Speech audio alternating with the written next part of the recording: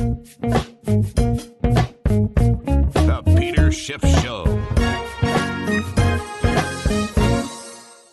Today's podcast is sponsored by Indeed. Indeed is the job site that makes hiring as easy as 1, 2, 3. Post-screen interview, all on Indeed. If you're hiring, then you need Indeed. Get started with a free $75 sponsored job credit to upgrade your job post at Indeed.com/Peter. Offer valid through September 30th. Terms and conditions apply. And the podcast is also sponsored by Literati. Literati is the subscription book club that makes it easy to get unique and interesting books delivered to your door. You can redeem your 30-day trial for only 99 cents at literati.com/gold. A lot of people had been messaging me on Instagram, on Twitter, that I had to watch this new documentary by Frontline, The Power of the Fed. And so I finally got around to watching it this morning. And before I watched it, my expectations were not that high. After all, it's PBS, public broadcasting, right, a government entity. So the bar was set pretty low in my mind, even though a lot of people had told me, hey, this is really good. They really exposed the Fed and they're very critical of the Fed. I really wanted to see it for myself before I reached any conclusions. So I watched the documentary.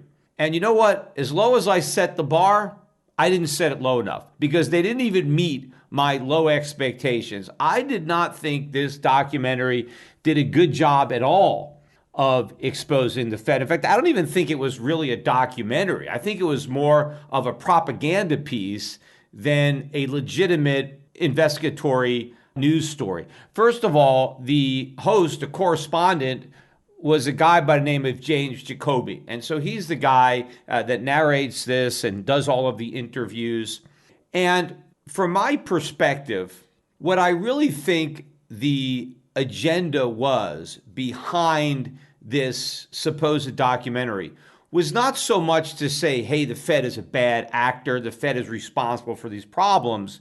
It was really to say that the Fed is using its power incorrectly, that the Fed is concentrating its powers on the rich and neglecting everybody else. And the one aspect where the Fed has done damage is the moral hazard and asset bubbles and widening the disparity between the rich and the poor. That is basically the only criticism that this documentary got right. But moral hazard and enriching the wealthy with asset bubbles and all that, that's just one part of the damage that the Fed does. It's a lot more. That's like the tip of an iceberg. But this documentary ignored the iceberg and just focused on that one little tip. And I think it's because their agenda is to try to redirect the power of the Fed from Wall Street to Main Street, right? And so, hey, if the Fed can make the rich rich, why not just have the Fed make everybody else rich? The problem is it doesn't work that way. The Fed can blow asset bubbles. And so the Fed can enrich the people temporarily who own those assets. But the Fed cannot create real economic growth. So it can't make workers rich. It can't increase real wages. It doesn't have that power. But I think the producers of this documentary believe that it does, and they probably want the Federal Reserve to focus its power on helping Main Street and therefore helping to fund this big government agenda that is now gaining traction in Washington. That's really the message here. And when you think about power, because that's the title, the power of the Fed, right? Because as if the Fed has the power to do good. Well, you know what? Power tends to corrupt. That's what Lord Acton said. And absolute power corrupts absolutely. And I think the Federal Reserve is the closest thing we have in the financial markets to absolute power. And it is absolutely corrupt. And also, about power, right? It can be very destructive. Yes, power could be used for benevolent purposes, but it can also be used for destructive purposes. Remember John Marshall, the power to tax involves the power to destroy? Well, so does the power to inflate. Inflation is a tax. And what the Federal Reserve is using is its power to help the government tax us through inflation to destroy the economy. And that is the bigger picture that this so-called documentary completely overlooks. But let me start dissecting this piece by piece. I'm going to go over it. I made some notes of what was said. And then after you listen to my podcast, you can go ahead and listen to this thing. Not that I really want to encourage it to get more views, but maybe you can at least go over there and make some comments, because they are allowing comments. At least they haven't disabled the comments. So people can comment and maybe make some of these points on the comment section. So maybe some of the people who get brainwashed by the documentary, maybe they can get a little reverse brainwash if they bother to read some of the comments. Maybe you could direct people to listen to my critique of this documentary. And of course, I'm not criticizing it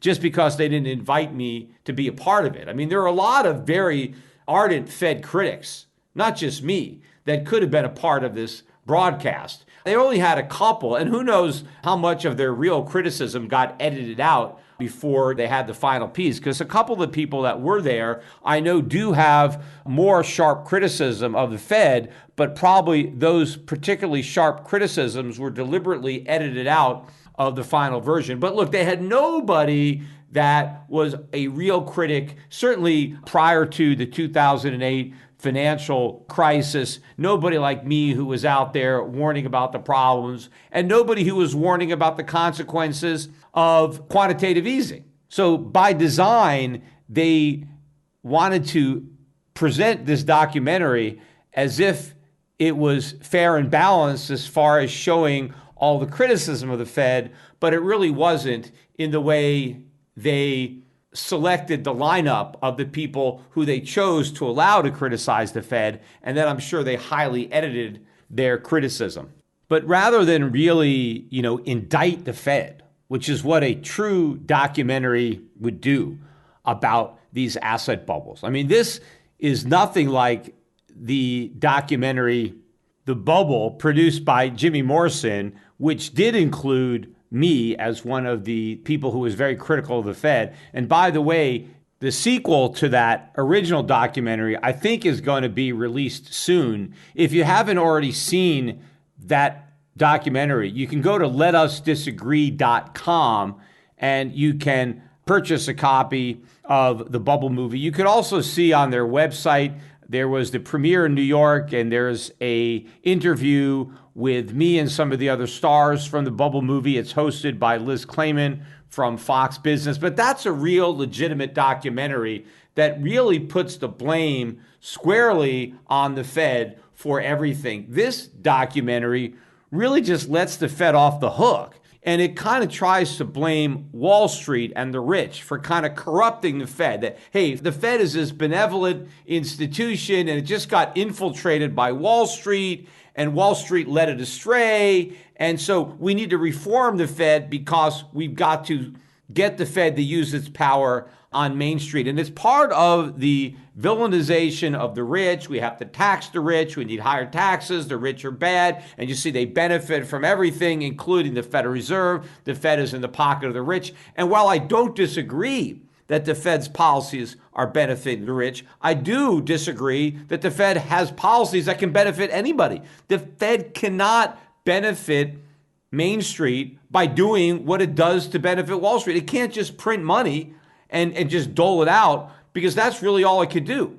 But what this documentary does want the Fed to do is monetize the debts of the Biden administration so that the government could get bigger and solve some of these social problems that the producers of this documentary obviously believe government is capable of solving if it only had the cooperation and the help of the Federal Reserve.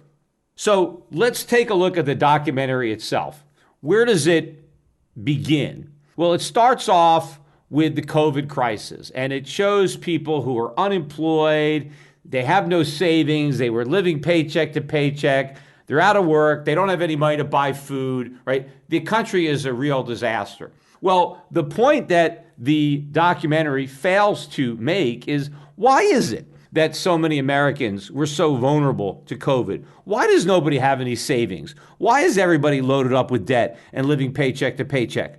One of the main reasons is the Fed's monetary policy that discourages savings by keeping interest rates artificially low and encourages debt, again, by keeping interest rates artificially low. Why would you save when the return on savings is zero? And why not go out and borrow when borrowing is so cheap? And so the Federal Reserve helps ensure that Americans are living on the edge, that we don't have the type of savings that we used to have before the Fed got involved and corrupted the system. So they right off the bat miss an opportunity to kind of identify the source of the problem. That if we had a real economy, if we really had a healthy, strong economy, we would have been strong enough to weather the COVID storm. Yes, we could have all stayed away from work for a month or two. That would have been no problem because we would have had plenty of savings to fall back on. The fact of the matter is we had no savings to fall back on, and so we fell flat on the floor, right? And so now it's the government that was supposed to try to lift us back up, when if it wasn't for the government, we wouldn't have needed the hand because we would have been able to stand on our own 2 feet. But anyway, so then after they show all the people who are broke and who have lost their jobs, then they segue over to the financial market and Wall Street. And here is what James Jacoby is saying. He says, but while businesses were shuttering and millions were left unemployed, one place has been thriving like never before. Stocks were surging even as America entered its darkest chapter yet of this pandemic. Now, first of all, he says stocks are surging like never before. Well, we've had huge stock market surges before, right? What about the dot-com bubble? I mean, to say that this has never happened, sure, it's happened before, and it happened because of the Fed. Every time we have a big bubble, the Fed's behind it. But the documentary doesn't want to go over anything that happened before 2008. And so it's acting like this is unprecedented, what we saw in the market.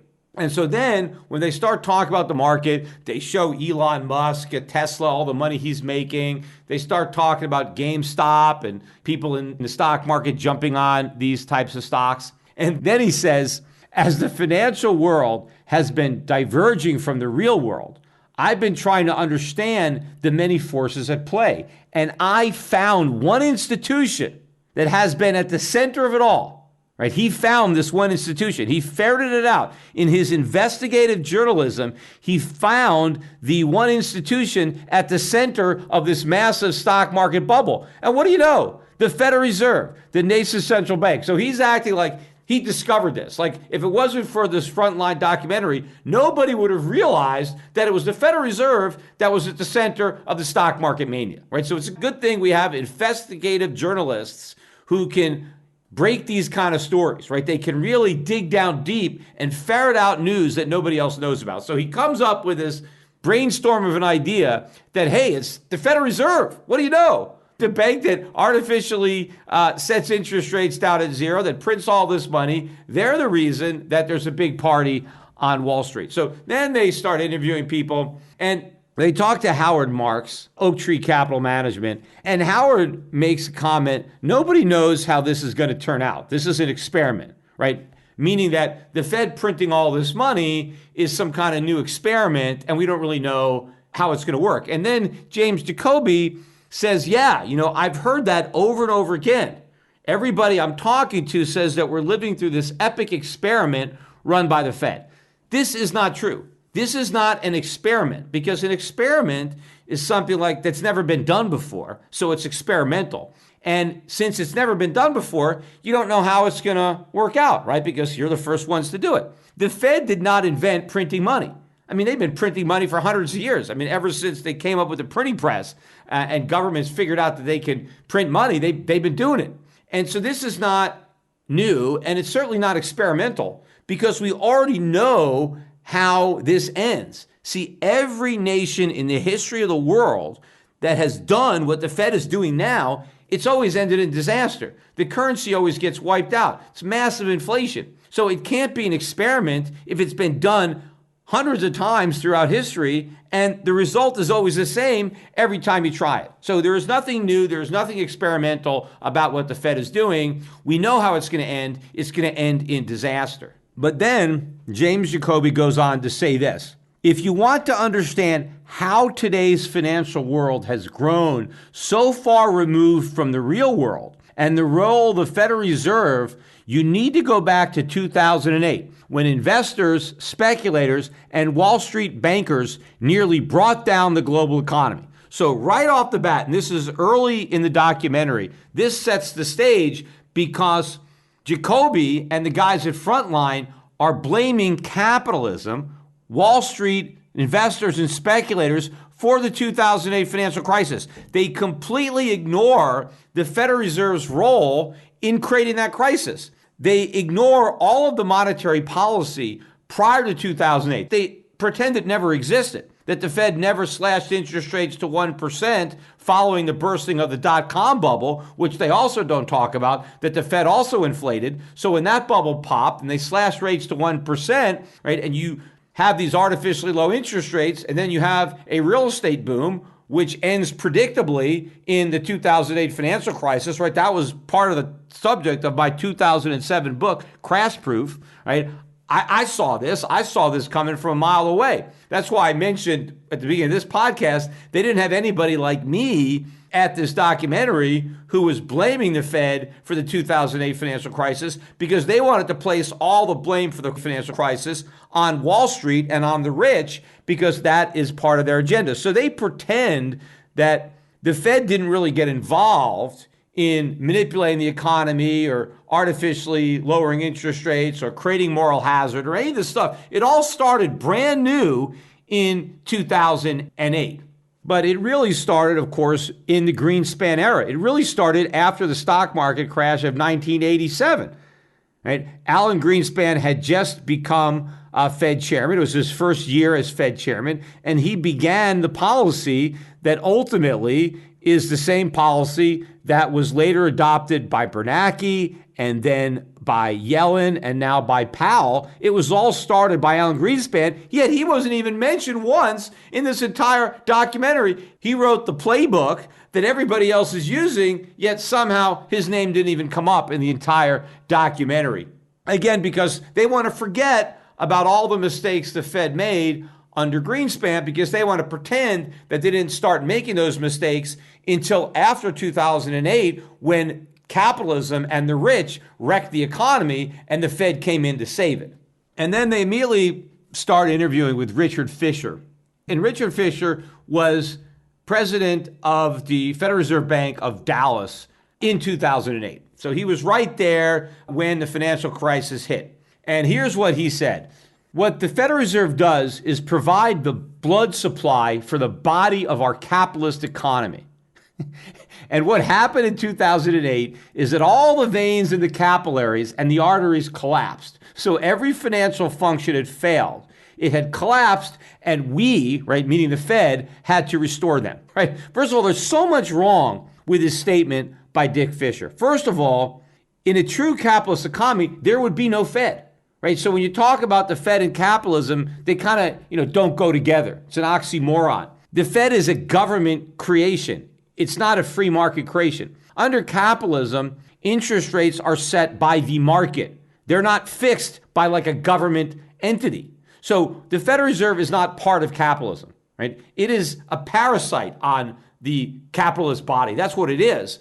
And really, what happened in 2008 isn't that the body of capitalism failed. It was that the government parasite, which had been killing it, was under attack by the immune system of the body, which is the free market. What happened in 2008 was all of the imbalances that had been created by the Federal Reserve were under attack by the free market. The free market was trying to correct all the distortions and all the imbalances.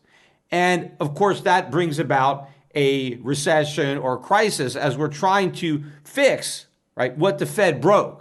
And so what the Fed was really doing with respect to the body was fighting off the cure by trying to make the disease worse. So this was not the capitalist body that had failed. It was a zombie body that the government had created out of the capitalist body. And the antibodies were trying to fight off the infection, the socialism that had infected it through the Federal Reserve, and restore it to health.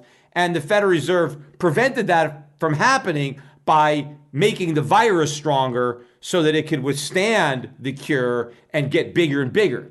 And so then, too, Jacoby mentions, now this is after 2008, right? Because Dick Fisher had just, laid the foundation of what was going wrong with the economy in 2008. And then Jacoby, in narration, says that's when the Fed stepped in. In 2008, Fed officials decided to do something that they hadn't done in nearly a half century, right? That's 50 years, right? They began dropping rates, eventually to almost zero. Wait a minute. Something they hadn't done in 50 years, dropping rates? Rates were dropped to 1% in 2004, 4 years earlier. Not only does this documentary completely ignore the Fed monetary policy mistakes that were made prior to 2008, they pretend they weren't even made. They are completely missing that entire time period by saying the Fed had not slashed interest rates to near zero in 50 years. What is 1%? 1% is pretty close to zero. In fact, that was as close to zero as anyone was willing to go back in 2004. They started cutting them. Rates were over 5%. So to say that this was, unknown territory, they had done something they hadn't done in 50 years, slashing interest rates, that's exactly what they did 4 years earlier. It didn't work then, and it's not going to work now. If hiring great people is your company's goal, you need a game plan that makes sure it happens fast. Find the right person fast with Indeed's Instant Match. When hiring gets hard, you need Indeed, the job site that makes hiring incredibly simple. Just attract, interview, and hire. In fact, with Indeed, you can do all your hiring in just one place, even the interviewing. Don't just hope your perfect candidate finds you, find them first. Indeed's hiring tools help you cut through the noise and hire faster and smarter. In fact, Indeed Instant Match provides a list of quality candidates whose resumes are on Indeed the moment you post a sponsored job ad. You can even invite them to apply right away, and according to Indeed data, candidates you invite are 3 times more likely to apply to your job than those who only see it in search alone. Plus, with Instant Match, Indeed data shows 90% of employers get quality candidates from Indeed's resume database as soon as they sponsor a job post, according to Indeed data. So join the 3 million businesses worldwide that use Indeed to hire great talent fast. And you can get started now with a $75 sponsored job credit to upgrade your job post at Indeed.com/Peter. Get a $75 credit at Indeed.com/Peter. That's Indeed.com/Peter. Offer valid through September 30th. Terms and conditions apply. But in addition to lowering interest rates, the thing that they did in 2008 that they didn't do after the dot-com bubble popped in 2002 was quantitative easing. That's what was new. Dropping interest rates near zero was not new because they had just done that a few years earlier. And Frontline just conveniently ignores that. Again, it doesn't just ignore it. It actually says it didn't happen by claiming you have to go back 50 years. But then they talk about quantitative easing, which was something that they did not do when the earlier bubble pops. And so then you have Richard Fisher saying, and then there was this question, what else can we do, right? So the people at the Federal Reserve were sitting around, okay, we've lowered interest rates to zero, but what else can we do? Because that's probably not low enough. And then the committee came up with the idea of quantitative easing. They just came up with this novel idea, quantitative easing. They didn't come up with anything except the name, quantitative easing. Because what quantitative easing is just printing money. It's monetizing government debt. I mean, this has been around for centuries. They didn't come up with it. They didn't think about it. I mean, it's something that's been around. It's been causing disasters every time it's happened. So it wasn't some novel idea. The only thing that was novel about it was calling it quantitative easing. Because if they had actually been honest and called it by what it actually is, monetizing government debt, well, then the public might not have been willing to accept it. So they had to dress it up, put lipstick on the pig, and call it quantitative easing. And again, I've talked about this when Ben Bernanke, who, by the way, they mentioned that he declined an invitation to be interviewed. And I guess I don't blame him. But in any event, when Ben Bernanke went to Congress early on when they first did QE1, and there was Republicans that said, hey, you're monetizing government debt.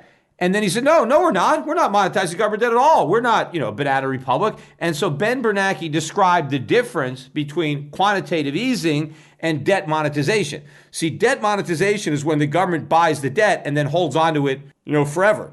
But under QE, the Federal Reserve buys debt and then sells it, right? So it's only temporary. It's transitory, right? That's basically what Bernanke was saying when he did QE1, that QE was just transitory. Right? That the Fed was stepping in for a short period of time as kind of a buffer, and therefore the Fed was not going to really be monetizing U.S. government debt because it was only going to hold that debt for a short period of time, and then it was going to return it to the market, so it wasn't true debt monetization. Now, of course, I commented at the time that he was lying, that there was no way the Fed could actually sell these assets back into the market without creating a bigger crisis than the one they were trying to solve by buying the assets in the first place. And of course, I ended up being right because all of the bonds that the Fed bought back then, they still own, and a whole lot more. So by his own definition, if you go back to Bernanke's explanation of the difference between quantitative easing and debt monetization, it's clear that what the Fed has been doing is debt monetization. So we're doing exactly what Ben Bernanke said that we weren't doing. But again, all quantitative easing is debt monetization because there is no difference, because it wasn't transitory, it was permanent, just like the inflation today is not transitory, it's permanent. So anyway, so they claim that they came up with this brilliant new idea called quantitative easing. And then Dick Fisher says, it's almost like alchemy, right? Oh, we discovered this new thing. You can create money out of thin air if you're the central bank. So you're creating more money. This is what he said. Creating more money puts more money into the banking system, puts more money out there for the economy to take it and put it to work and grow and restore itself, right? So according to Dick Fisher, this is this great thing that they discovered. You could just print money and just put it in the economy and, magic, we're going to have all this economic growth because everyone's going to take all this money and put it to use. But the money is nothing. It's just paper. The Fed doesn't add value when it adds money. The only thing that the Fed does when it adds new money into the economy is it destroys the value of the existing money that's already in the economy. That's all that happens. It prevents prices from going down. It doesn't do anything constructive unless you think that preserving inflated asset prices is constructive, but it's not. We don't need more money. What we need is more production. We need more goods and services to be produced, and that doesn't require money. What money is used is to divide up what's produced. So first you have to produce it, and then you can consume it. Just printing money and stirring it into the pot doesn't do anything. If it was true, then every country could be rich because every central bank possesses a printing press. And so everybody could print money. The reason that we're all not rich, every country isn't rich, is because it doesn't work. The way a country gets rich is by being productive. And then you have to have a capitalist economy where you'll have private enterprise, you'll have incentives, you'll have market forces, you'll have all of the things that we know are necessary to achieve genuine prosperity. But none of that is served by simply printing money because the money itself conveys no real value. It's the goods and services that get produced, and we don't need new money to produce them. We can get by with the quantity of money that already exists. The markets just have to reset prices to make that quantity of money work because all the money is paper. And then if we have more money, well, then the prices just have to be higher. That's all that changes. You put more money into the economy, you change the price levels in the economy. You don't change the real economic output. You don't make anybody richer. You just cause everybody to put different prices, higher prices on what they already have. Then they talked to this guy, Andrew Huzzer, and this guy was hired by the New York Fed to run the asset purchase program. So he was buying up all of the government bonds and all the mortgages for quantitative easing, right? And so here's what Andrew Huzzer says about the idea. He says the idea was that the Fed was trying to get more credit and cheaper credit into the hands of average Americans. There were millions of people losing their jobs, millions of people in mortgages that they couldn't afford, and how could the Fed use its financial tools to actually help the average Americans? Well, first of all, the Fed can't use its tools to help average Americans because the only tool it has is to print money. And creating inflation hurts average Americans. It doesn't help them. But some of the bigger oversights of this statement was he's talking about the fact that people had mortgages that they couldn't afford.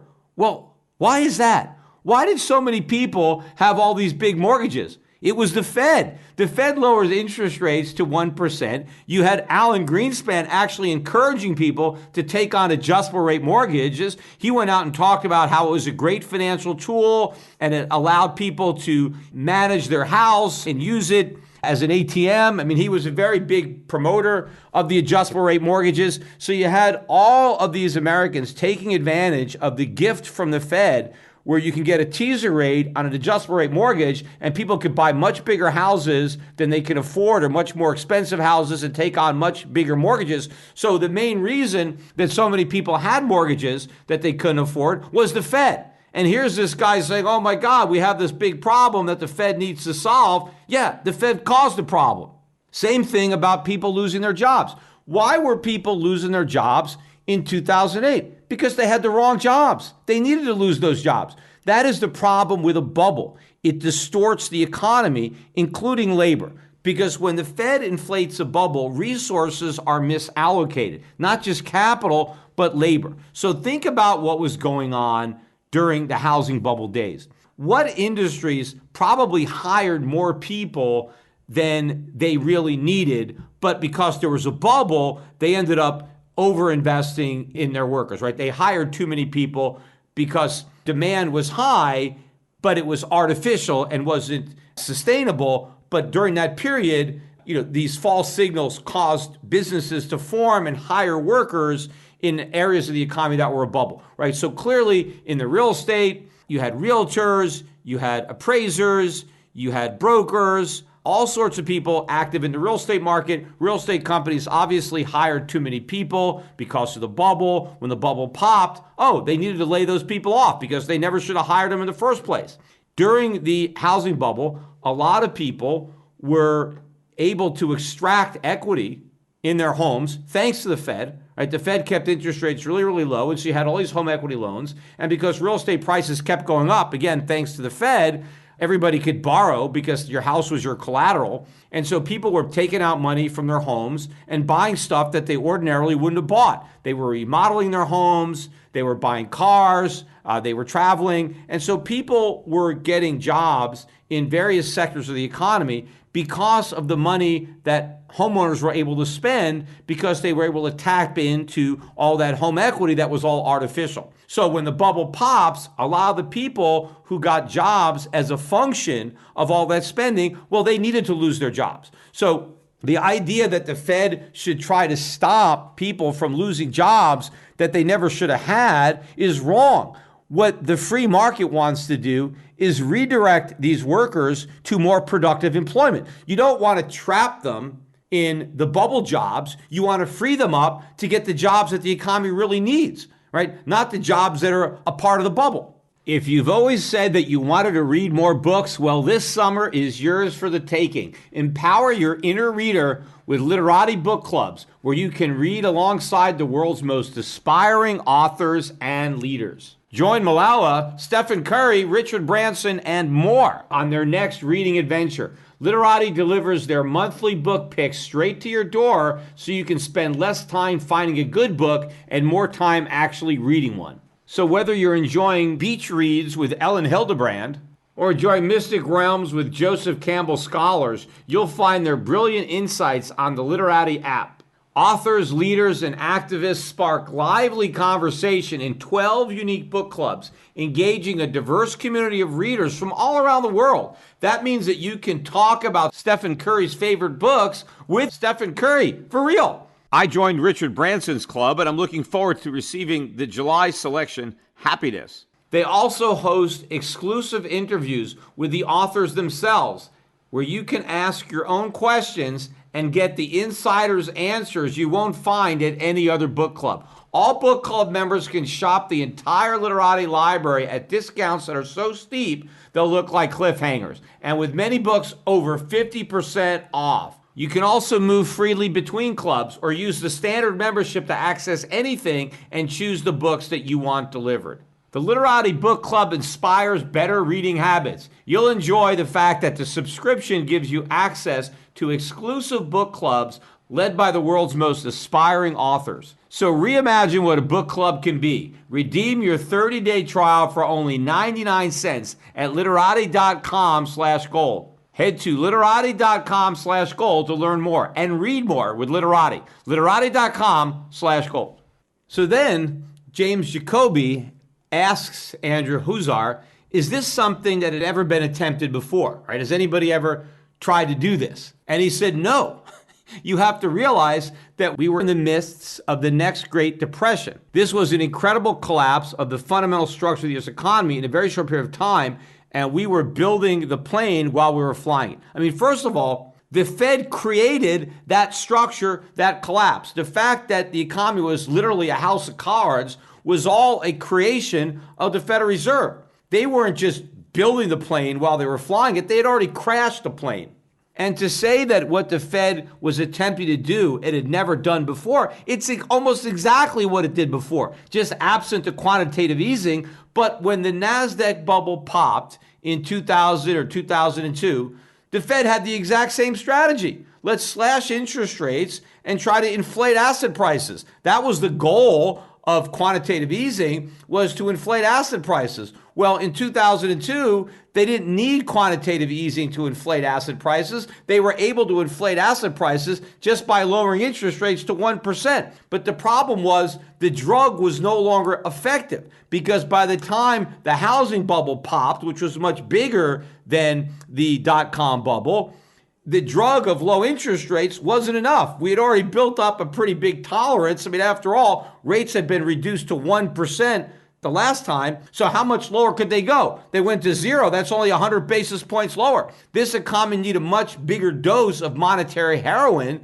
and so they supplied it with quantitative easing. But to say this was something that had never been attempted, they had just attempted it just a few years earlier, and it was an abysmal failure. You would think if the Fed tries something and it horribly fails, because 2008 should have told the Fed, if it didn't already know, which it should have known, and it could have known by reading my book or just reading any of the countless articles that I was sending out all over the internet between 2002 and 2008, criticizing everything the Fed was doing wrong and pointing out all the horrible consequences that awaited as a result of these mistakes.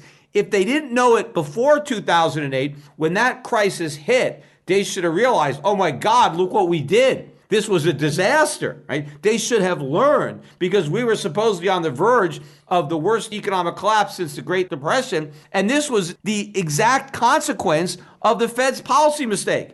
So you would have figured this, oh my God, look what we did. We better not repeat that mistake. But that's exactly what they did. They doubled down, or more than doubled down, quadrupled down on the policy that had just been an abysmal failure. Again, instead of learning from the mistake, they said, you know what, let's just make it even bigger and hope this time we have an opposite result, right? If we just have a bigger dose of the drug, maybe it'll work. Maybe we'll get this economy so high that the drugs will never wear off and we could be permanently intoxicated. So then Jacoby talks again about the stock market rally that happened as a result of QE1.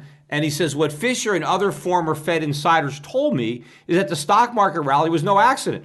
Well, of course it was by design. They specifically said that. And then Jacoby says, by design, the Fed's QE program effectively lowered long-term interest rates, making safer investments like bonds less attractive and riskier assets like stocks more attractive. It was hard to argue with the results. Stock prices kept going up. Yes, of course, because quantitative easing was focused on making long-term interest rates go down, not just short-term interest rates, which was the focus of just the rate cuts. But of course, once the Fed brought down short-term interest rates, the whole yield curve followed. But it was the very low short-term interest rates that really made those teaser rates possible, because there was a huge delta between taking on a 30-year fixed-rate mortgage, which is what most Americans used to do, and taking on a one-year ARM or something like that, or these teaser rates. This really enabled people to overpay for houses. And that was one of the biggest factors that caused the housing bubble, that and Fannie Mae and Freddie Mac guaranteeing a lot of these mortgages with teaser rates.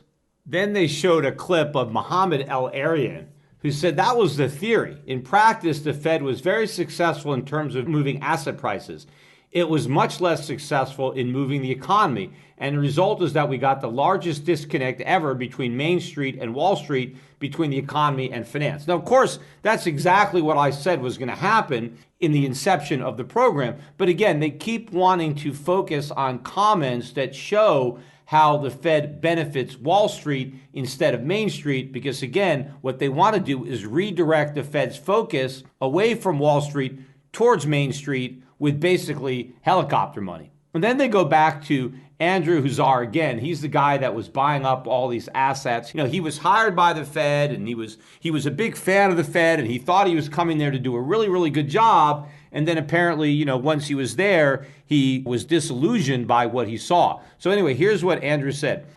I have great respect for the Fed. I never questioned, and to this day, I will never question their intent. What I do question, rather, is whether their tools are able to help the American people in the way that they believe. I came out of QE1 100% believing that it was necessary because we had actually helped to stabilize the economy, but wondering if there wasn't a fundamental problem with the approach in that the tools of the Fed worked through Wall Street banks, and in so doing, were disproportionately benefiting the wrong people, the people who didn't really need the help. Right? In other words, they should have found a better way to use the tools. But he's wrong. QE1 didn't help. That's why I was against it from the beginning. But he's upset that after they did QE1, they did QE2. That's because once you do QE1, you got to do QE2. That's the problem. Once you're in for one, you're in forever. That's why I was back at the time saying that we'd have more QEs than Rocky movies, because QE makes the problem you're trying to solve worse.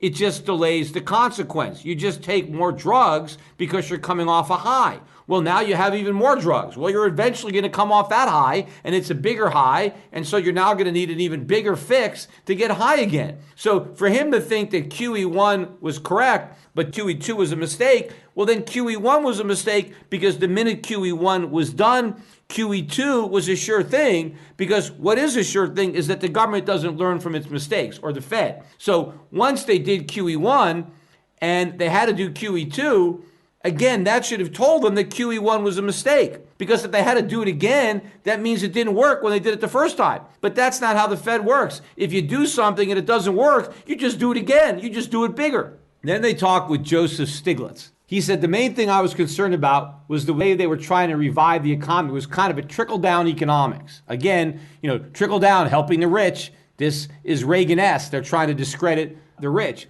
The way quantitative easing works is that it's lowering of the interest rate. That leads to stocks going up, and it benefits the wealthy, right? He said this was wealth inequality on steroids. He says, so the immediate objective of saving the banking system was achieved, but the broader objective, which was helping the economy recover quickly in a robust way, was a failure. So again, the Fed helped the rich, but it failed to help the poor. It actually hurt the poor, hurt the middle class. All these policies are destructive. They don't actually focus on that aspect of it. They just say they're helping the wrong people, they're helping the rich, and they should help the middle class and the poor. So then, of course, they start talking about QE2, right? Because after QE1 doesn't work, they do QE2. And so now they're talking to Andrew Huszar again about QE2. And he says, I was not surprised, right, by QE2, but I was incredibly demoralized. What I was seeing outside of the Fed was rising demand from Wall Street, and the Fed continued its stimulus. The idea that the sky was going to fall if the Fed didn't continue to print money and giving it to Wall Street's banks. Yes, the sky would have fallen for those Wall Street banks. All the stocks had been propped up by QE1, but so too was the phony economy. When the bubble popped, QE1 helped to inflate another one. So if they would have stopped doing it, it wouldn't have been just the banks that would have collapsed in the stock market, but the economy would have tanked back into a recession, and there would have been a lot of unemployment. But again, the unemployment would have been constructive because it would have been the beginning of labor being reallocated to where it's really needed, where the free market would allocate it, not where the government had misallocated it through the bubble. But then he goes on to say nobody was giving a coherent explanation as to how the Fed showering trillions of dollars on Wall Street banks was actually directly benefiting the average American. In other words, instead of showering Wall Street banks with trillions of dollars, they should have showered the people with trillions of dollars, as if that was going to benefit the average guy. And again, that's the whole point of this documentary. You're giving the money to the wrong people. Give it to average Americans. Look, it's a problem if you give it to average Americans. It's just paper. It's just inflation. It is not going to make Americans better off by destroying the value of their money. Just giving them more money that has less purchasing power doesn't do anything. But what it does do is it actually distorts the economy in ways that will impoverish people, not enrich them. So anyway, then James Jacoby asked him if this was an emotional issue for you, now that he's demoralized because he sees that QE isn't helping the little guy, which he was told is just enriching Wall Street, and he's kind of like taking part of it, and he feels a little dirty for his role in making the rich richer. And then he says, well, perhaps it's because I was a true believer in the Fed, right? He was real ideologue. He comes there and he really thinks the Fed's going to do good. And I was worried about what this meant for the future, about how much more the Fed would double down and how addicted Washington and the markets would become to this extraordinary stimulus. Of course they were going to become addicted. Is there any addict that doesn't get addicted to a drug? That's why you don't take drugs, because they're addictive. That's why we never should have done QE1. This guy still doesn't understand that. He still thinks QE1 was the right thing to do. He just thinks that it was too much of a good thing. It was the wrong thing from the beginning. And in fact, since QE1 made the problems worse, right? We were in a worse situation after QE1 than we were before it, which left the government no choice, in theory, since they had already gone down this rat hole, to continue it. That's why, again, I called it a monetary roach motel when they did QE1. I said, we checked in and we're never checking out. That's what this guy didn't understand. Mohamed ElAbi had a good quote in there. He said that the markets are like little kids. They want candy. And the minute you try to take the candy away, they have a tantrum. And in fact, that was the introduction to the taper tantrum, because they talked about how once they tried to withdraw the stimulus, they couldn't do it, right? And Yellen dragged it out. And they talked a little bit about Janet Yellen and how long it took her to begin raising rates, and how she raised rates once and then, oh my God, the stock market fell. So she held off a year before raising them again. And she never really did much to unwind the balance sheet. That didn't start until Powell, really. And that's when they brought in Neel Kashkari, right? Because now they start talking about, whether or not the Fed should have started to raise rates, when Powell was there and the economy was supposedly doing great, the economy was growing, unemployment was at record lows, right? Should they have done something? They bring on Neel Kashkari. And here's what Neel Kashkari said. He says, the Fed has been on a mission. I've been on a mission to put Americans back to work and to help them get wages up, especially for the lowest income Americans. This guy is delusional. He thinks the Fed can make people's wages go up. The Fed's just got a printing press. I mean, yes, it can make their nominal wages go up, but it doesn't make their real wages go up. What makes real wages go up? Higher productivity. What additional productivity results from merely printing money? None. All the Fed can do is create inflation and nothing else, and that does not benefit workers. Neel Kashkari does not know that, right? Power is dangerous when the people who wield it don't understand it. That's one way you could do a lot of damage with power, when you have no idea what you've got. And then he said, and if it has some effect on Wall Street, well, to me, it's a trade-off. It's well worth it, right? If we can put Americans back to work, that can put food on the table, that can take care of themselves, that benefits society. So again, the Fed thinks that they are putting people to work because in Kashkari's mind, when we're going into a recession, people are going to lose jobs. And Neel Kashkari wants to make sure they don't lose those jobs. But what if the economy doesn't need those jobs? What if they are inefficient? What if those jobs were a byproduct of a bubble and now the bubble is popped and that labor needs to reallocate to where it can be used more efficiently? You see, he wants to freeze people in the non-productive bubble jobs that they have. And all he sees is, oh my God, if we let this market crash, if we let the bubble pop, people are going to lose the jobs they have now. Yes, a lot of people will lose the jobs they have now. What Neel Kashkari doesn't understand is that they're going to get new jobs. They're going to get better jobs from the purpose of the economy, because now they're going to do something that we actually need instead of something that we don't need. And the labor will be used more productively, which will benefit everybody. He doesn't get that. Then Jacoby interjects and says, hey, one of the things that we've seen in this country is a widening of the wealth gap, right? The question is, what role, if any, does the Fed play? Because again, this is true, but this is the one criticism that they really have, is that they're making the rich richer. And here's what Neil Kashkari says in response. Well, this is a great point, and I'm glad you raised it. But most people who make this argument ignore the fact that for many Americans, they don't own a house, they don't own stocks, they don't have a 401k. Their most valuable asset is their job. So by putting people back to work and helping boost their wages, we are actually making their most valuable asset more valuable. No, they're not. They are keeping people in the wrong jobs. And by printing money, they are destroying the real value of their wages. See, what Neil Kashkari doesn't understand is that real wages were growing much faster in this country before the Federal Reserve existed. The Federal Reserve is not the engine to grow wages. It's capitalism. It's a dynamic free market economy with sound money. The Federal Reserve is one of the biggest reasons that real wages have not been rising to the degree that they were before the Federal Reserve was created. Then they actually brought in a Fed critic, Karen Pretreau, who is the author of Engine of Inequality. I haven't read her book yet. It may be something that I might want to take a look at.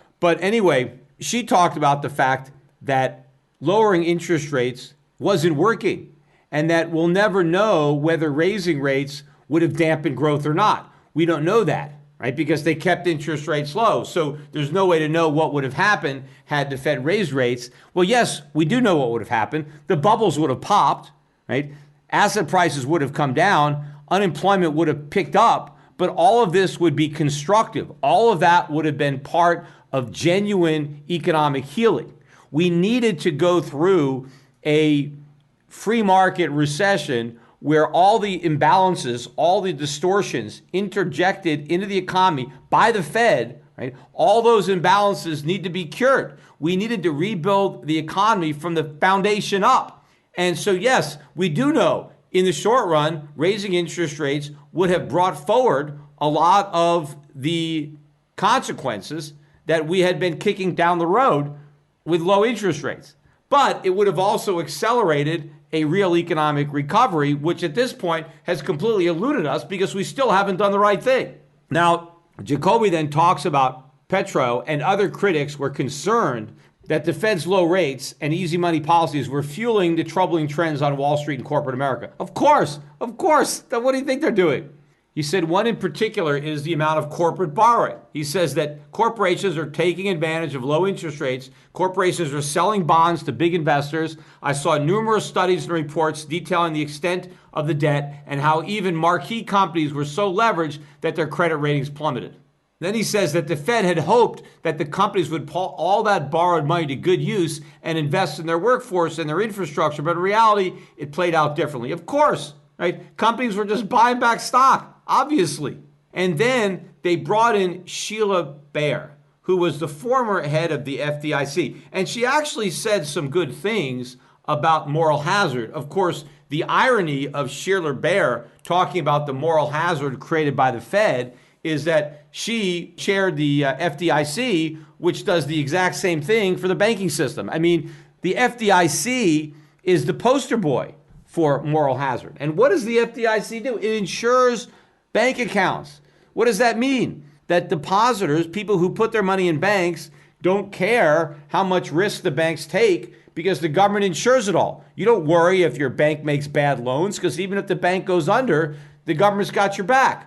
The banks know this, so the banks can act as risky as possible because they know their depositors don't give a damn about how much risk they take. And so they go out and take all the risk because the FDIC's got their back. So this is the ultimate in moral hazard, yet she doesn't understand this. So it is pretty ironic that she's a pot calling the kettle black, but at least she did a good job of calling the kettle black. And here's what she said. I can't fault the company so much because this interest rate environment creates very strong economic incentives to do exactly what they're doing. It's hard to create a new product. It's hard to come up with a new idea or a service. It's hard to build a plant and hire people and run the organization. But it's real easy to just issue debt and buy back stock and goose your share price, that's easy to do. It doesn't create any real wealth. It doesn't create real opportunity. It doesn't create jobs. It doesn't improve the labor market. But it's just another example of how these very low interest rates have really distorted economic activity and, frankly, been a drag on our economic growth, not a benefit. Exactly. She's 100% right. Again, she's not the best person to be saying it unless she wants to come clean about all the damage that the FDIC is doing to the economy. But I guess that's the subject of a different documentary. But then Neil Kashkari comes back in again to talk about the idea of corporate debt and buybacks. And James Jacoby asks him about the elevated level of corporate debt. He says, how was that viewed by you and other members at the Fed, right? You got all this corporate debt. And he said, well, it's something we pay a lot of attention to. But when companies are buying back their stock, one of the things they're telling us is we don't have any profitable place to invest, and it's easier for us to just buy back our stocks. That's concerning in terms of the future of our economy, but that's not because of the Fed. So we pay attention to it. It really matters, but in my view, we don't because it's not something we control. Come on. Does he really believe that? He's basically saying that corporate debt, the level of corporate debt and share buybacks has nothing to do with Fed policy. Well, would companies be buying back all this stock with debt if interest rates were much higher? Of course not. The only reason stock buybacks make sense is because the money is so cheap to borrow. If it wasn't this cheap, the hurdle rate would be a lot higher and companies wouldn't be able to do it. It's the Fed that is fueling this. And in fact, it's not just Neil Kashkari that is blind to this. I didn't mention this on my last podcast when I was going over the Powell Senate Q&A. But one of the questions he got from one of the senators had to do with this topic. It was corporate debt. And Powell was asked, are you concerned that Fed policy, your current easy money policy, is leading to too much corporate debt? And Powell's response was he does not see the relationship between Fed policy and the amount of corporate debt, as if corporations who are borrowing money don't even pay attention to the interest rate. Like they're going to borrow just the same amount of money if interest rates are really high as if interest rates are really low. In other words, Powell doesn't even understand basic supply and demand if he assumes that price has nothing to do with demand. We all know that the lower the price, the more demand. So if you make borrowing cheaper, you're going to borrow more. I mean, either Powell is completely ignorant or this is just a lie. And, another way that the Fed demonstrates its lack of understanding of supply and demand is the idea that if goods prices don't keep going up, no one is going to buy. One of the reasons, or maybe the main reason, that they say we can't have deflation is that if prices go down, no one's going to buy. But we all know when prices go down, people buy more, right? You can afford to buy more when prices go down. People respond to sales by buying more, right? Everybody wants to get a deal. The idea that people are holding out for higher prices is absurd. If anything, they're holding out for lower prices. And if you prevent prices from falling, people that might have been able to buy stuff are permanently priced out of the market. But anyway, this podcast is long enough. I don't want to get off on another tangent. Then Jacoby points out that in our conversation, Kashkari was quick to dispute the criticism that the Fed is really just boosting financial markets and helping Wall Street. Right? So he said to him, there is this idea on Wall Street that the Fed has kind of got our backs, and that because you may have well-intended policies that are trying to get everyone to work, there is this side effect, this unintended side effect of just kind of really helping the rich. And here is Kashkari's response to that criticism. He says, quote, the argument ignores the benefits to the poor. And for sure, if you're going to ignore the benefits to the poor, then we're only helping the rich. But of course, that's an incomplete analysis when you actually sit down and say, well, let's go through the trade-offs of the choice that the Fed has. Whether it's interest rates or quantitative easing, it's not just Wall Street. It's not just asset prices. It's also thinking about the men and women in America who are trying to find work and who want to have higher earnings and who deserve higher earnings. If we are benefiting them by helping them find work and helping them have higher jobs, I will take the trade-off. But you're not doing it. That's what this guy doesn't understand. Doesn't matter how much money he prints. He's not creating jobs. He's not benefiting Main Street. Yes, in his mind, he is saving some jobs. He is keeping people who would have lost non-viable, non-productive jobs. He is keeping them in place and preventing them from getting a better job that would actually serve the interest of society that would make us more productive and raise our living standards and ultimately allow for higher wages for everybody. The Fed stands as a major impediment to higher real wages, and he still doesn't understand this. But then after they finish talking about how everybody is benefiting on Wall Street, how rich the Fed is making everybody on Wall Street, then they move forward really to the COVID collapse, right? And again, now they're back to the beginning of the documentary where it started with the COVID crash. So they kind of go full circle. And then Jacoby says on March 23rd, which remember was my birthday, but that's, when the Fed really unveiled this new policy, the Fed took an economic experiment to a whole new level. With Congress's backing, Fed Chair Powell announced a wide range of loan programs. He said the Fed, for the first time, would be willing to buy up corporate debt, right? So yes, they hadn't done that before, but it's not a new program. They're just expanding the failed program of the past. They're just printing more money and buying more assets, right? So it's not new. It's the same thing. They're just expanding it to include more paper. And so now you have this financial reporter chimes in. So this was huge. This was the Fed stepping in on an unprecedented scale and saying to the market, we will do whatever it takes. Its actions weren't unprecedented because it had done these things many times before, including prior to the 2008 financial crisis, which the documentary conveniently denies the Fed had any part in. But the difference is now it's the scale that's unprecedented. Now they're going to do whatever it takes. Then Jacoby talks about that by the end of March, Congress would also enact passing the largest economic stimulus bill ever, $2.2 trillion CARES Act. The bill rushed to the president for his signature. He mentions that a big portion of the bill, nearly $500 billion, was earmarked to support the Fed's lending program. But what he forgets to say is that the rest of the bill, or all the bill, was supported by the Fed. It was paid for by the Fed. Because where did the $2.2 trillion to fund the CARES Act come from? It came from the Fed. Was there any criticism of that? No criticism at all of the CARES Act, nor the way it was financed by the Fed printing money.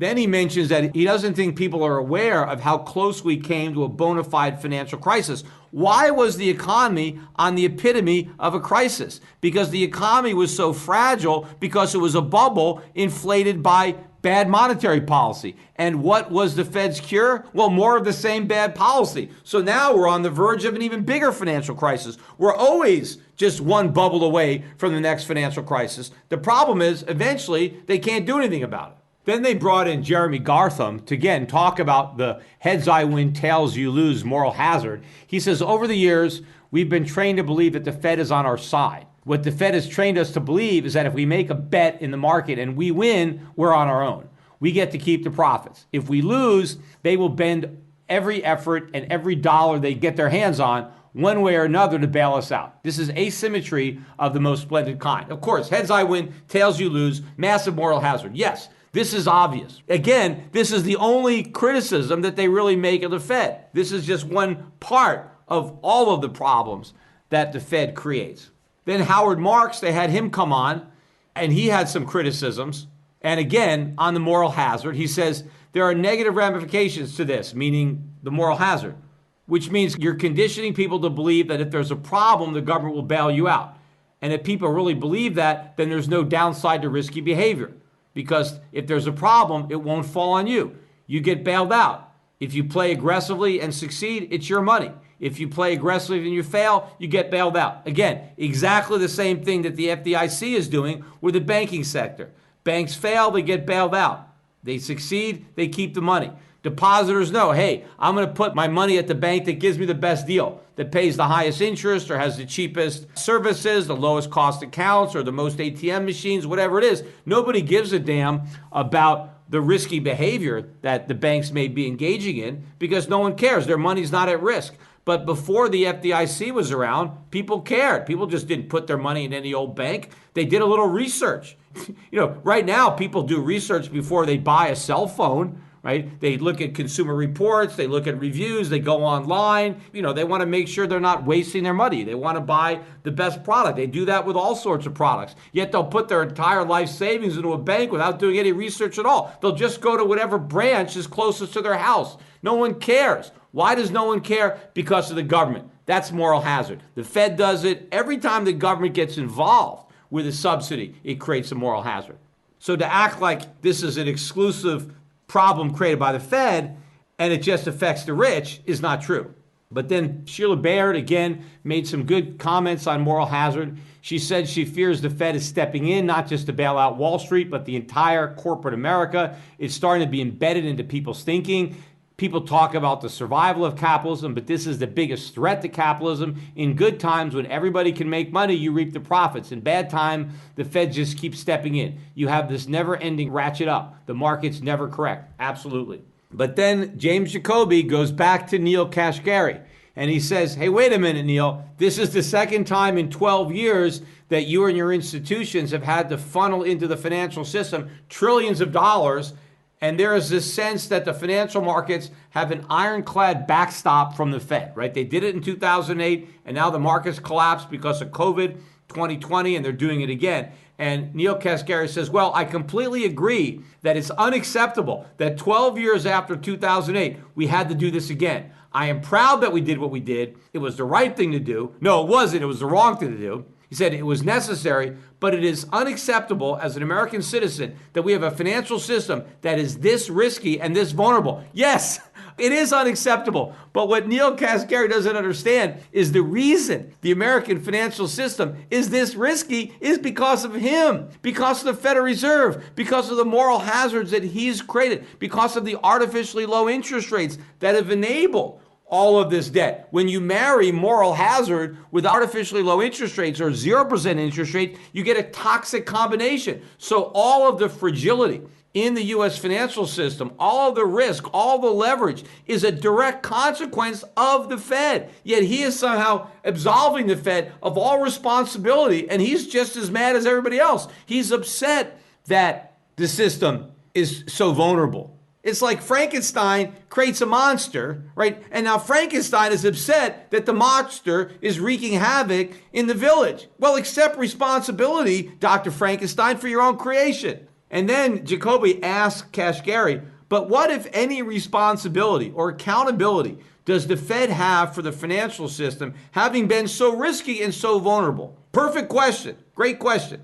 Here's Neil Kashkari's ridiculous answer. He said, well, I think all financial regulators that have a seat at the table have a responsibility for what was left incomplete after 2008 and where we go from here. We need to use this crisis to finish the work that we did not finish after 2008. So in other words, he's blaming the regulators. He's saying, hey, it's not our fault that we printed all this money. It's the regulators' fault for not making sure that people didn't act irresponsibly with all the free money that we doled out, which is a complete cop-out and is ridiculous to try to blame a lack of government regulation that somehow the government needed to defuse the bomb that he set. Complete nonsense. He has got to accept responsibility. But this guy is completely brainwashed when it comes to his understanding of economics of the Fed. I mean, I don't know that this guy is lying. I just think he's that clueless. He just actually believes all this nonsense, which again makes him particularly dangerous. And then, right, James Jacoby, because he gets this ridiculous answer. And so he says, hey, with all due respect, I wonder if you could be a little bit more explicit with me. What will the Fed own when it comes to the vulnerability of the system? Of course, it owns the entire vulnerability of the system. It created the system. It wouldn't exist without the Fed. And then here's what Kashkari says, well, I reject the thesis.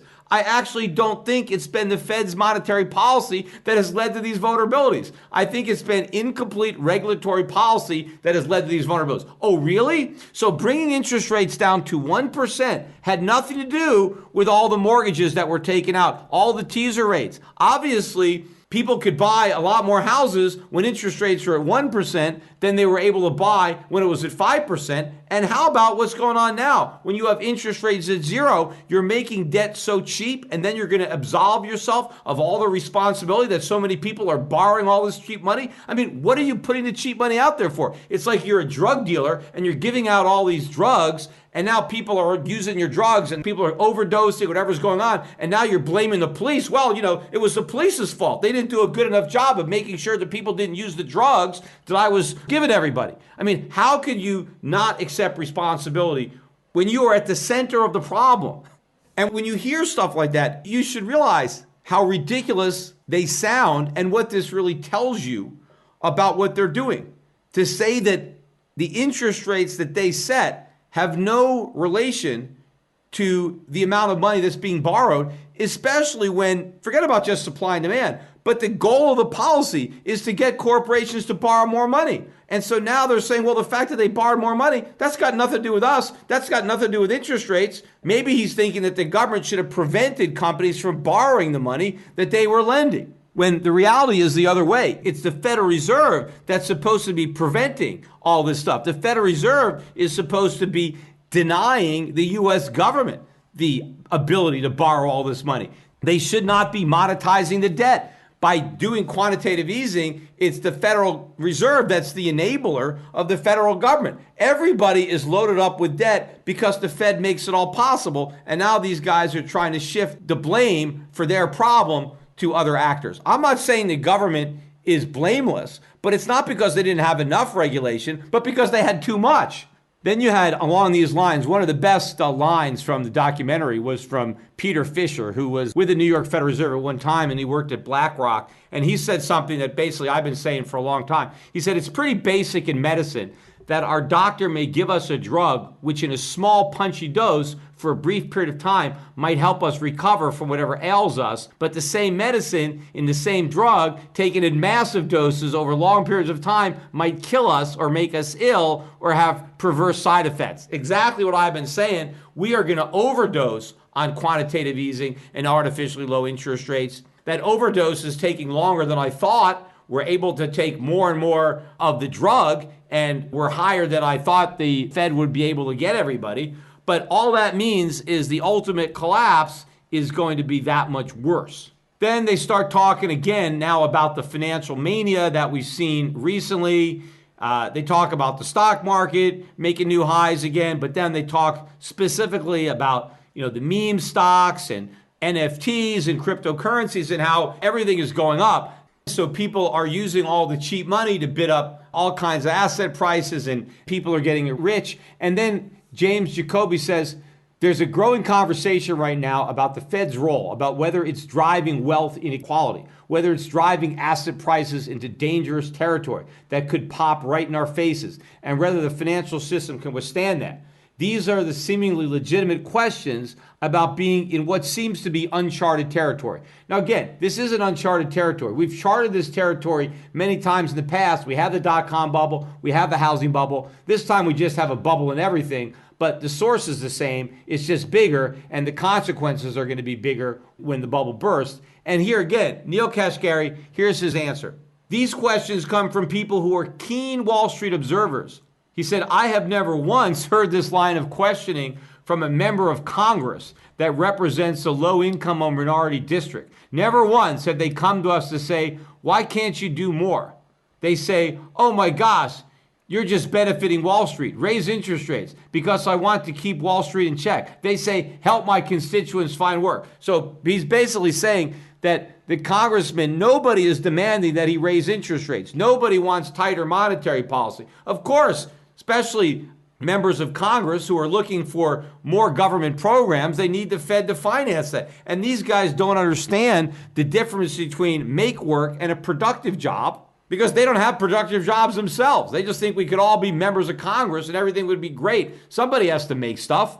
So he said, that's why I find these questions so amusing, because I hear from all the time from Wall Street, and there are these folks who don't care about what's actually happening on Main Street, but I don't hear it from Main Street. In other words, he's saying that nobody on Main Street is criticizing the Fed. All the criticism is coming from people on Wall Street who are criticizing the Fed for making Wall Street rich, but no one on Main Street is criticizing the Fed. Yes, they are. Maybe this guy has never been to Main Street, but a lot of people on Main Street don't know enough to be critical of the Fed because they don't understand all the damage that the Fed is doing, mainly because the media doesn't understand it either and does a lousy job of explaining it. Then they finally get around to inflation, right? They talk about the price of everything going up now and how the Fed is insisting that the inflation is transitory. But the most interesting part, or ridiculous part, of the inflation topic is that not once do they blame the inflation on the Fed. They don't blame it on the Fed's monetary policy. They don't blame it on the deficit spending by Congress that the Fed is monetizing. They just act as if, oh, now all of a sudden we've got inflation and the Fed is just claiming that we don't have to worry about it because it's transitory, without actually blaming the Fed for their inflation or preparing the people who are watching this documentary for the fact that the inflation they're experiencing right now is going to get a whole lot worse. And they end the documentary with the following quote: "The risk of turning the valve off is economic collapse. You would see asset values actually drop through the floor and a complete lack of confidence. The Fed, by the way, would not, I can't imagine, turn it off in one move. But when the Fed does move, it's going to want to do it probably quite gradually. And then the question is, will they be able to do it in such a way that doesn't create massive economic dislocations?" Now, we already know the answer to that question, which is no, because they've never been able to turn off the monetary spigots without creating massive dislocations. That's what happened when they tried to turn off the spigots after they inflated the dot-com bubble. That's what happened when they tried to turn off the spigots after inflating the real estate bubble. And that's what's going to happen when they try to turn off these spigots. It is impossible to take away the drugs once you've created an economic addict. It just is possible. So this is not an open question. It's not like we have to speculate, are they going to be able to do it? And it doesn't matter whether they try to take the punch bowl away slowly or they do it all at one time. Because if they give Wall Street advance notice that it's going to happen, well, then they immediately start pricing it into the markets. The markets discount the future into the present. So the minute the Fed starts to raise interest rates, even if it tries to do it slowly, the market gets ahead of the Fed, and then the markets start to crash. And then before the Fed ever gets around to doing what it said it was going to do, it has to reverse policies because the market crash that they wanted to avoid by doing it slowly happens anyway. And then Jacoby ends the whole thing by saying, whatever the Fed does next, the consequences will affect us all. Well, we know what the Fed's going to do next because we know what they've done in the past. And they always do in the future what hasn't worked in the past, and it's not going to work in the future either. We're going to get the consequences. We're going to get the real crash. We're going to get the overdose. We're going to get the runaway inflation. And again, if you want to watch a real documentary that does a much better job of outlining the problem and the real source of the problem, and now maybe more importantly, where we're headed, you got to go and watch the Bubble movie and the sequel at letusdisagree.com.